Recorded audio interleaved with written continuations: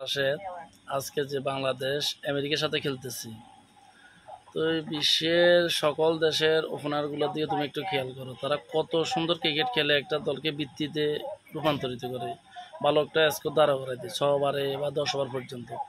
আর বাংলাদেশের লিটন দাস বা তামজিদ হাসান তামিম বলো বা সৌম্য সরকার, এরা তো কোনোটারই বড় ইনিংস খেলতে আমি দেখতে পারতেছি না। তো বিশ্বকাপে আমাদের কি অবস্থা হবে আমরা তো বুঝতেছি না। যাক, এটা আজকের আসলে মূলত উইকেটটা হলো স্লো মোশনের উইকেট। বাংলাদেশ যে স্কোরটা দিচ্ছে 153 রান, অত এখানে 50-50 ম্যাচ দেখা যাচ্ছে। দেখা যাক, অত ঘুরে ফিরে অত বাংলাদেশও জিততে পারে, সম্ভাবনা আছে। তবে লিটন দাস নাকি তুমি আমাকে যে প্রশ্নটা এখন আমার ছড়ে দিলে, তবে আজকে সে এত ভালো খেলে না। ভবিষ্যতে আমরা অত তার প্রতি আরও আমরা আশা করতেছি সে যেন ভালো খেলে। হ্যাঁ, তবে ভবিষ্যতে আমাদের অনেকগুলো টি-20 ম্যাচ রয়েছে। যেমন জুন মাসের 1 তারিখে আমাদের টি-20 ওয়ার্ল্ড কাপ।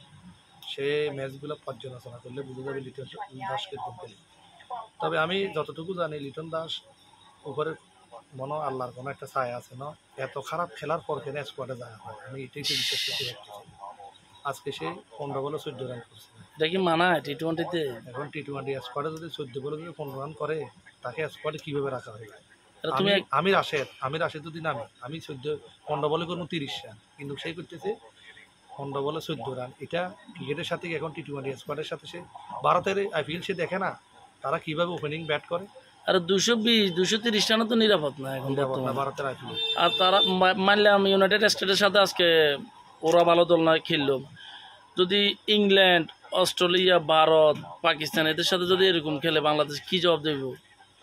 বাংলাদেশ এখন যেভাবে তারা ব্যাটিং করতেছে, অস্ট্রেলিয়ার সাথে যদি খেলে খুব লজ্জাজনক হারবে আমার মনে হয়। জাতির কাছে তারা মুখও দেখাতে পারবে না, আমার এই পরিস্থিতি মনে হইতেছে। তবে সামান্য একটা